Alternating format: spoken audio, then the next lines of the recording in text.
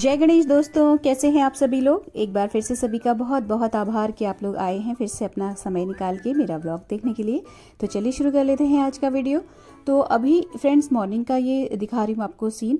और वॉक मैं बिल्कुल भी नहीं जा पा रही हूँ आजकल बिकॉज ऑफ मतलब थोड़ा सा जो अस्त व्यस्त रूटीन हो गया है। सोने का टाइम नहीं है, उठने का कोई टाइम नहीं बन पा रहा है। एक्चुअली उठने का तो सेम ही टाइम है, सही बताऊं तो अगर उस टाइम पे नहीं उठेंगे तो काम ही नहीं सिमटने में आएगा। तो उठ तो वही टाइम पे रहे, लेकिन सोने में बहुत लेट हो जा रहा है। और इस वजह से सुबह उठ के पूरी एनर्जी के साथ काम करके फिर वॉक पे जाने की जो ताकत है अभी फ़िलहाल मुझे नहीं आ रही है। तो इसीलिए जो है मैं वॉक को स्किप कर दे रही हूँ। मतलब हफ्ते भर से मैं नहीं गई हूँ वॉक पे और मैं बिल्कुल भी खुश नहीं हूँ इस चीज़ से। लेकिन है क्या कि अगर शरीर को मतलब मूवमेंट में रखना है तो आपको कुछ ना कुछ करते रहना चाहिए। तो मैंने स्ट्रेचिंग बिल्कुल भी नहीं छोड़ी है। स्ट्रेचिंग मैं कर रही थी उस टाइम पे भी जब मैं वॉक पे जा रही थी, लेकिन जल्दी उठ जाती थी ना तो इसलिए सारे काम सही से हो जाते थे। तो अभी क्या है, वर्कलोड थोड़ा ज़्यादा है तो आधा घंटा लेट मुझे हो जा रहा है उठने में। और लेकिन स्ट्रेचिंग इसलिए कर लेती हूँ जिससे कि थोड़ा सा जो स्टिफनेस है या जो कहीं पे भी शरीर में दर्द वर्द है वो नहीं रहे, तो दिन भर जो है खड़े होने की ताकत बनी रहे। और यहाँ पे मैं आज जो है मैंने किया है आधा घंटा के अराउंड स्ट्रेचिंग की है। तो आधा घंटा 15 मिनट मैंने की है शोल्डर वाली स्ट्रेचिंग, शोल्डर पेन के लिए। और 15 मिनट में नी स्ट्रेंथनिंग वाली स्ट्रेचिंग कर रही हूँ। तो मैंने आपको लास्ट ब्लॉग में भी बताया था कि मैंने जो शोल्डर वाली एक्सरसाइज है वो मैं सारा बैठ एक योगा ट्रेनर है उनकी वीडियोस देखती हूँ, उनको फॉलो करती हूँ। और नी स्ट्रेंथनिंग वाली जो एक्सरसाइज है इसके लिए मैंने रुजुता दिवेकर नाम की डाइटिशियन है बहुत फेमस, उनकी वीडियोस को मैंने फॉलो किया है और मुझे बड़ा आराम मिलता है उन लोगों की एक्सरसाइज करके। तो है क्या कि जैसे अगर आपको लग रहा है कि आपके घुटने में समय के साथ साथ हल्का हल्का दर्द हो रहा है, या आपको लगता है कि आपको उठने से बैठने में या सीढ़ी चढ़ने में आपको दर्द होने लगा है, हल्का हल्का बहुत माइल्ड सी चुभन सी होती है, तो नी स्ट्रेंथनिंग की एक्सरसाइज शुरू करने का ये बिल्कुल सही टाइम है। 40 अगर आप 40 की आप हो गई हैं, क्योंकि धीरे धीरे धीरे ये दर्द बढ़ता चला जाएगा। और फिर होता क्या है, हम लोग एक स्थिति में ऐसे पहुंच जाते हैं कि हम लोग ज़मीन में बैठ भी नहीं पाते। मतलब ज़्यादातर लेडीज़ आपने आजकल देखी होंगी नहीं बैठ पा रही हैं ज़मीन में। तो अभी से शुरू कर देंगे तो मतलब इतनी बुरी हालत हमारे घुटनों की नहीं होगी। तो एक्सरसाइज करने के बाद मैंने नहाया है, नहाने के बाद फिर मैं आ गई हूँ ये अपना ब्रेकफास्ट बनाने। तो ब्रेकफास्ट के लिए मैंने जो टिंडे की सब्जी है वो बनानी है। तो टिंडे जो निकाल के रख दिए थे और मसाला उसका भुन रहा है, तो सिंपली प्याज टमाटर और ये सब डाल के मसाला मैंने भुनने के लिए छोड़ दिया है। और उसके बाद जो ये अपनी चाय बनाई है, तो हस्बैंड जो है थोड़ा अपनी जो मसूड़े जिसके मतलब दांतों का जो इलाज चल रहा है उसका उसके लिए सेकाई कर रहे हैं, तो वो रूम में ही बैठ के अपना चाय पी रहे। तो मैंने उनको चाय ठंडी करके दी हुई है और मैं यहाँ पे सब्जी भी काट रही हूँ, चाय भी पी रही हूँ। तो इस तरीके से जल्दीबाजी में या चलते फिरते चाय पीना मुझे बिल्कुल भी पसंद नहीं है, लेकिन मजबूरी है तो अब करना ही पड़ता है। तो मसाला मैंने भुनने के लिए साइड में रख दिया था, किचन में आटा लगा दिया था। और उसके बाद मैं यहाँ पे अपनी टिंडे काट रही हूँ और चाय भी पी रही हूँ लगे हाथ। तो इसके बाद फिर मैंने जो ये टिंडे वाली सब्ज़ी है ये छौंक दी थी। तो मेरे हस्बैंड को रसे वाली सब्ज़ी बहुत पसंद है, मतलब वो उनको जो बिल्कुल पानी पानी जैसी सब्ज़ी होती है ना वो पसंद आती है। तो इस तरीके की सब्ज़ी मैं नॉर्मली मॉर्निंग में ही बनाती हूँ, क्योंकि मेरी बेटी नहीं खाती है तो वो डिनर वगैरह में मैं नहीं बनाती हूँ। तो ये सही टाइम रहता है क्योंकि इस वक्त मॉर्निंग में हम दोनों ही ब्रेकफास्ट करते हैं। तो इस वक्त जो है इस तरीके की सब्ज़ी बना लो तो सबके मन की भी हो जाती है। तो सब्ज़ी बनाने के बाद फिर मैंने मट्ठा बना लिया था। तो मट्ठा मैं आजकल मॉर्निंग में ही बना रही हूँ, नहीं तो मैं दोपहर लंच के टाइम पे बनाती थी, लेकिन इसलिए मॉर्निंग में बना देती हूँ क्योंकि मैं मॉर्निंग में ही मट्ठा पी लेती हूँ। और दिन में क्या चीज़ बन रही है उस हिसाब से फिर मैं हस्बैंड को मट्ठा देती हूँ। नहीं तो वो ब्रेकफास्ट में भी पी सकते हैं या लंच में भी पी सकते हैं, मतलब जिस चीज़ के साथ जब मट्ठा पसंद हो उस हिसाब से काम किया जाता है। जैसे आज दिन में उड़द की दाल की खिचड़ी बनी है, तो उड़द की दाल के साथ दही का कॉम्बिनेशन नहीं ठीक रहता है, तो मैं आज उनको मट्ठा अभी दे दूंगी नाश्ते में ही। तो हस्बैंड का मट्ठा और अपना मट्ठा मैं जो है अभी पी लेंगे और बेटी का मैं फ्रिज में रख दूंगी। तो इन दोनों के लिए तो मैं नमक और ज़ीरा पाउडर डालती हूँ भुना हुआ, लेकिन मैं बिल्कुल सादा मट्ठा पीती हूँ। तो मट्ठा बन गया यहाँ पे और सब्जी में प्रेशर भी आ गया है, आटा लगा हुआ है। और उसके बाद फिर मैंने रोटी पराठे सेक के हस्बैंड का और अपना मतलब बना के रख दिया था। और फ्लेम भी यहाँ पे देखिए मैंने बंद कर दी है। और उसके बाद फिर मैं कर रही हूँ दिन के लंच की प्रिपरेशन। तो दिन में उड़द की दाल की खिचड़ी की रेसिपी किसी सब्सक्राइबर फ्रेंड ने मुझसे पूछी थी ना, तो वही मैं आपके साथ शेयर कर रही हूँ आज। तो इसमें फ्रेंड्स मैंने ना सिर्फ उड़द की दाल और चावल को इस तरीके से लिया है कि मतलब हाफ रेशियो में 1:1 के रेशियो में लिया है। तो ये नॉर्मल ग्लास पानी पीने वाला होता है, इसी में का 1 ग्लास मैंने रखा हुआ है अपने चावल और आटे के ड्रम में निकालने के लिए, आटा और चावल। तो ये रेगुलर साइज वाला ग्लास है, इसमें आधा ग्लास मैंने चावल लिया है और आधा ही ग्लास में लूँगी उड़द की दाल छिलके वाली। और इसको जो है मिला के फिर मैं अच्छे से पानी से रगड़ के धो के इसको मैं सोक करके छोड़ दूँगी। तो इसके बाद जो भी जैसा भी मैं आगे बनाती जाऊंगी मैं आपको बताती जाऊंगी। बहुत सिंपल रेसिपी है और कई लोग इसमें प्याज वगैरह डाल के भी बनाते हैं, कई लोग इसमें बड़ी इलायची मतलब खड़े मसाले डाल के जैसे पुलाव वगैरह बनता है उस तरीके से भी बनाते हैं, लेकिन मैं बहुत सिंपल तरीके से बनाती हूँ। और मुझे तो मतलब मेरे जो बेटी है, दोनों बेटियाँ, हस्बैंड सभी खा लेते हैं, मतलब बहुत पसंद आती है उन्हें। थोड़ी सी खिली खिली बनानी होती है, बहुत गीली गीली सी अच्छी नहीं लगती है। तो यहाँ पे मैंने लंच के हिसाब से जो खिचड़ी का है मतलब सामान वो भिगो दिया और उसके बाद फिर मैं आ गई हूँ पूजा करने के लिए। तो आज जो है मैं मॉर्निंग में 8 बजे कपड़े फैला के आ गई थी छत पे, मतलब मैंने उठते ही लॉन्ड्री लगा दी थी और 2 लोड भर के थे। तो 8 बजे कपड़े फैला दिए थे मैंने और अभी 10 बज रहा है और कपड़े सूख भी गए हैं। तो मैं अर्घ्य देने ऊपर गई थी, तो ये लोटा खाली था, ये भर लिया है और जब अर्घ्य चढ़ाया था उसी के साथ ही मैं कपड़े भी लेके आ गई थी। तो कपड़े तो खैर मैं बाद में तहाऊंगी। उसके बाद फिर मैंने पूजा की है और पूजा करने के बाद फिर मैं अपना नाश्ता लेके बैठ गई हूँ। हस्बैंड नाश्ता करके चले गए हैं। तो ये वो आम का अचार इंस्टेंट वाला है जिसकी रेसिपी मैंने आपसे लास्ट ब्लॉग में शेयर की थी। बहुत ही देखिए जूसी हो गया है, पूरा जो रस है वो इसका नीचे आ गया है और ये गल गया है इस वक्त। तो इसको आप उसी वक्त भी खा सकते हैं बनाते ही, लेकिन अगर आपको थोड़ा सा गला हुआ अच्छा लगता है तो आप 1 दिन के लिए रुक जाइए या कुछ घंटों के लिए रुक जाइए, बहुत ईजिली गल जाता है। गर्मियाँ हैं वैसे ही बहुत अच्छे से गल जाता है। तो अभी तो इसको बने हुए 36 घंटे हो गए हैं और आप समझिए 1/4 बॉटल खाली भी हो गई है। मतलब मेरी बेटी बहुत खाती है सर, मुझे छुपाना पड़ता है।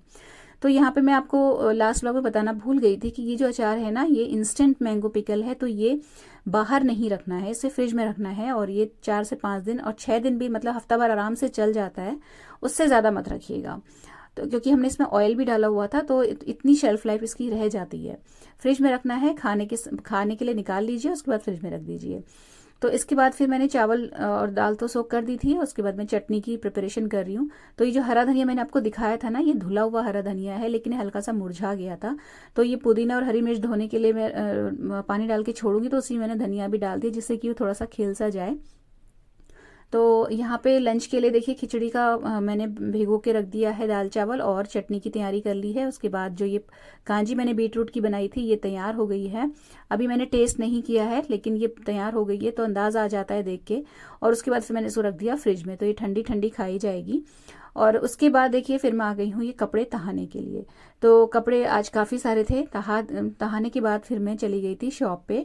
खिचड़ी मैंने नहीं बनाई थी, आके बनाऊंगी खिचड़ी, और मैं छौंक के भी नहीं गई थी क्योंकि बहुत जल्दी बन जाती है तो फिर मैंने ज़्यादा टेंशन नहीं ली। तो उसके बाद फिर मैं जब आ गई हूँ तो फिर मैंने खिचड़ी बनाना शुरू कर दिया था। तो बहुत सिंपल है फ्रेंड्स, कुछ भी नहीं करना है, बस आपने देसी घी लेना है, घर का बना हुआ हो चाहे जो भी आपके पास देसी घी अवेलेबल है। मतलब किसी तरीके की सरसों के तेल या उसमें नहीं बनाइएगा। बहुत अच्छा फ्लेवरफुल अगर आपको खिचड़ी चाहिए तो देसी घी में बनाइएगा और अच्छा अमाउंट लीजिएगा घी का। तो घी डाला है, उसके बाद मैंने इसमें जीरा डाला है और हींग भी अच्छी मात्रा में डालनी है। मतलब अगर आपने 1 चम्मच जीरा डाला है तो आप मतलब आधा चम्मच से थोड़ा कम, मतलब आधे की आधी चम्मच आप इसमें डालेंगे हींग का फ्लेवर इसमें बहुत अच्छे से उभर के आता है क्योंकि हम इसमें कुछ भी एक्स्ट्रा चीज़ नहीं डाल रहे हैं, प्याज लहसुन ये सब। तो हींग की खुशबू बहुत अच्छी आती है इसमें, देसी घी में भुनी हुई जब हींग होती है। उसके बाद फिर मैंने इसमें जो सो की हुई दाल चावल थी वो ऐड कर दी और पानी ऐड कर दिया। तो पानी इसमें हिसाब से डालना है, इतना नहीं डालना है कि खिचड़ी गीली हो जाए, खिली खिली अच्छी लगती है। तो मतलब जैसे पानी आपने इस हिसाब से डालना है कि जो चावल हैं और पानी है उनका लेवल बराबर रहे, मतलब उठ के ना आए चावलों से ऊपर पानी, तो ये खिचड़ी बहुत अच्छी बनती है। उसके बाद फिर हमें इसमें 1 सीटी लगानी है और सीटी लगाने के बाद इसको धीमी आंच में 1 मिनट तक मैं पकाती हूँ। वो इसलिए क्योंकि चावल तो गल जाते हैं लेकिन कई बार उड़द की दाल जो है हल्की सी उसमें कच्ची सी लगती है अंदर से खाने में, तो वो ठीक से कुक हो जाए इसलिए 1 मिनट के लिए मैंने धीमी आंच के लिए छोड़ दिया है। उसके बाद फिर जो चटनी मैंने प्रिपरेशन करके रखी थी वो पीस ली और इतने में ये जो खिचड़ी थी उसको 1 मिनट हो गया, फिर मैंने इसकी भी फ्लेम ऑफ कर दी। तो खिचड़ी बन गई और ये कुछ इस तरीके की बनती है। कुछ लोग इसमें हल्दी भी नहीं डालते हैं, बहुत सारे जगह मैंने देखा है कि सिर्फ सफ़ेद खिचड़ी खाई जाती है, वो भी फ्लेवर उसका भी अच्छा होता है।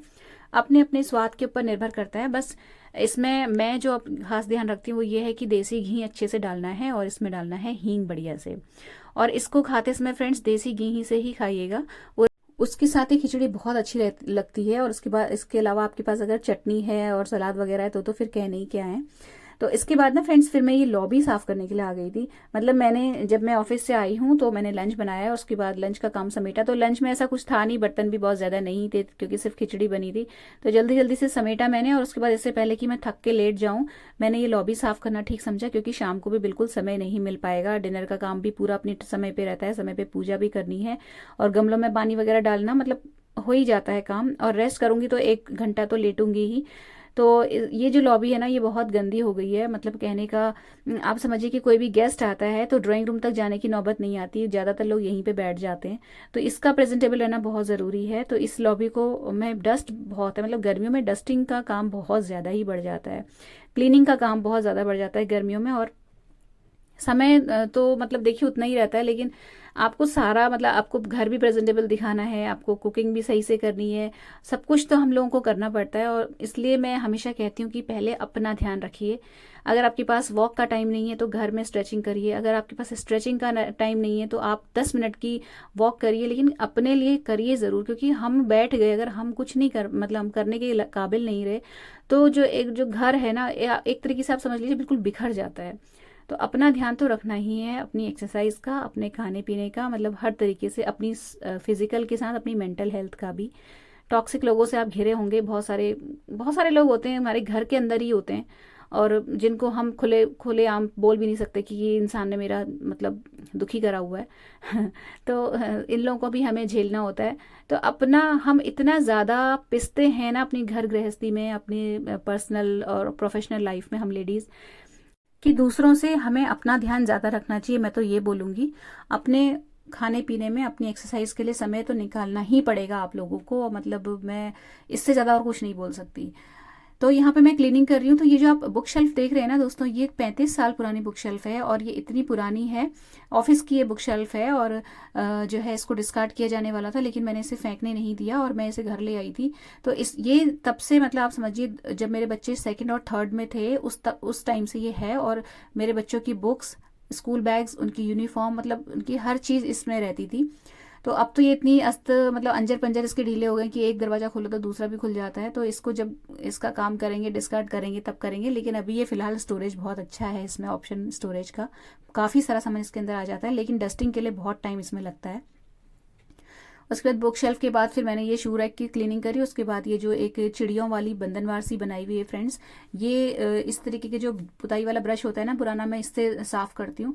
बहुत अच्छे से डस्टिंग होती है इससे। किसी तरीके का महंगा ऑर्गेनाइजर और ये सब फालतू की चीज़ें लाने की ज़रूरत नहीं है। अगर आपके घर में पुताई हो रही है या होने वाली है तो ऐसे जो पेंट ब्रश पुराने रहते हैं ना, इन्हें संभाल के रख लीजिए। बहुत अच्छे से सफाई होती है इनसे, मतलब डस्ट वस्ट जहाँ अंदर फंसी हुई हो कोनों वोनों में, तो वहाँ बहुत अच्छे से काम करता है ये ब्रश।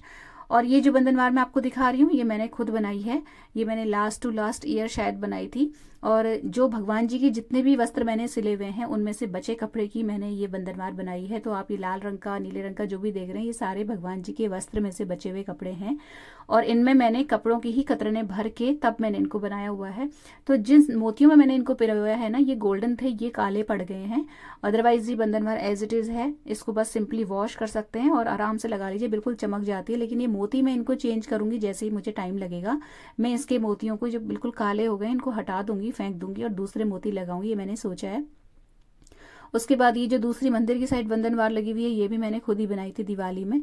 तो मैं हर साल 2 बंधनवार बनाती हूँ। जो नई वाली होती है उसे बाहर मेन एंट्रेंस में लगा देती हूँ, जो पुरानी हो जाती हैं जैसे ये पुरानी है तो मैं इसे अंदर लगा दिया है। इस तरीके से काम मेरा चलता है। तो ये ऊन की बनाए हुए पॉम्पॉम्स हैं और इनमें मैंने गोल्डन मोतियों को पिरोया है। ये बर्ड भी मैंने खुद ही बनाई है। तो ये भी भगवान जी की पोशाक का ही बचा हुआ कपड़ा है। तो इस तरीके से अपने घर सजाने के मैं जुगाड़ करती रहती हूँ। इस तरीके की अगर मैं लेने जाऊँ ना, क्या बोलते हैं इनको, बंधनवार या लटकन, तोरण, सॉरी बंधनवार नहीं तोरण, तो ये जो है 100 रुपए की एक तोरण मिल रही है और कई जगह 110 रुपए की भी मिलती है। तो मतलब इतना पैसा खर्च करना मुझे तो बिल्कुल भी समझ में नहीं आता। अगर मैं अपने हाथ से बना सकती हूँ चीज़ें और मेरे पास समय है और मैं मतलब घर में ही पड़ी हुई चीज़ों से या थोड़ा बहुत पैसा इन्वेस्ट करके अपने घर को सजा सकती हूँ, तो मैं क्यों बाहर से ऑनलाइन या ऑफलाइन किसी भी तरीके की शॉपिंग करके पैसे बर्बाद करूँ। और फ्रेंड्स, मैं आपको फिर से यहाँ पे रिपीट कर दूँ कि इस तरीके के आइडियाज़ मैंने अपने दूसरे चैनल में शेयर किए हुए हैं। DIY का चैनल है मेरा, all about happy home making नाम है उसका। बहुत सारे लोग पूछते हैं, उसका लिंक मैं हर वीडियो के डिस्क्रिप्शन बॉक्स में डाल देती हूँ, तो आप वहाँ जाके ज़रूर चेक कर लीजिएगा। बहुत ही प्रैक्टिकल आइडियाज़ हैं उसमें। तो अगर आप घर को सजाना चाहते हैं बिल्कुल बजट के अंदर, तो आप ज़रूर चेक करिएगा, क्योंकि मैं कोई प्रोफेशनल नहीं हूँ, मैं भी मतलब बजट में ही चलना पसंद करती हूँ। तो आप ज़रूर देख लीजिएगा एक बार उस चैनल को जाके। तो यहाँ पे इसकी क्लीनिंग चल रही है और ये जो जितनी भी बिछाई हुई चीज़ें हैं ये सब हटा दूंगी मैं। तो ये तो कल धुलेंगी, अभी ये सब कुछ चेंज कर दूंगी। और ये सब भी मैंने खुद ही स्टिच किया हुआ है। और एक चीज़ आपको फ्रेंड्स मैं बताना चाह रही हूँ कि बहुत सारे सब्सक्राइबर दोस्त मेरे ऐसे हैं जो जानना चाहते हैं कि मैं कहाँ से हूँ और मैं कौन से ऑफिस जाती हूँ। बहुत कमेंट्स आते हैं, तो हर किसी की कमेंट का एक सा जो होता है ना रिप्लाई देना थोड़ा मुश्किल हो जा रहा है। तो मैं इसमें बताऊँ आपको, मैं यूपी के बरेली शहर में रहती हूँ। और मेरा कोई मतलब मैं किसी जॉब में नहीं हूँ, मैं कोई जॉब नहीं करती। हमारा अपना काम है, हमारा अपना बिजनेस है लैपटॉप का और लैपटॉप के पेरिफेरल्स का। तो बहुत बड़े बिजनेस टाइकून नहीं है हम, ठीक ठाक सा एक अपना बिजनेस है। उसको मैं देखने के लिए, उसमें बैठने के लिए जाती हूँ।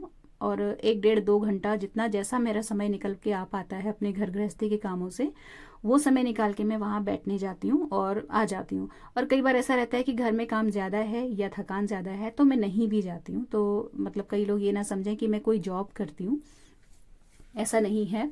और मैं बरेली से हूँ, ये मैं आपको बता दे रही हूँ क्योंकि बहुत ज़्यादा पूछा जाता है मुझसे ये प्रश्न। तो यहाँ पे फ्रेंड्स ये जो ये दिख रहा है ना आपको बॉक्स टाइप का, इसके अंदर ही मैं अपनी सारे जो कुशन्स वगैरह, कुशन कवर वगैरह और सोफ़ा कवर, डाइनिंग टेबल का कवर, डाइनिंग चेयर्स के कवर सब इसी में अच्छे से लगा के रखती हूँ। और इसी से निकाल के फटाफट यहाँ पे बिछ जाता है, तो ये भी कवर हो जाता है और यहाँ पे बैठने के लिए एक अच्छा जुगाड़ भी बना हुआ है। तो ये सब जितने भी बिछाने के मैं आपको दिखा रही हूँ जो मैंने अभी निकाले थे वो भी। तो ये क्लीनिंग रूटीन शेयर करने के बाद फिर मैंने आगे व्लॉग नहीं बनाया था क्योंकि यही वीडियो बहुत लंबा हो जाता। और उसके बाद फिर ये जो मैंने क्लीनिंग करी है उसके बाद जो मैंने आधे पौने घंटे की एक नैप ली है, उसके बाद चाय और गमलों में पानी, डिनर की तैयारी, पूजा पाठ, यही सब सारा रूटीन है, कुछ भी अलग नहीं था। तो फिर मैंने शूट नहीं किया फ्रेंड्स। और यहाँ पे मेरा ये व्लॉग एंड होता है। तो अगर आपको ये सिंपल सा छोटा सा व्लॉग अगर अच्छा लगा हो तो प्लीज़ वीडियो को लाइक और शेयर ज़रूर कीजिएगा। चैनल को सब्सक्राइब करना बिल्कुल भी मत भूलिएगा। मिलते हैं नेक्स्ट वीडियो में। Till then take care, stay healthy, happy.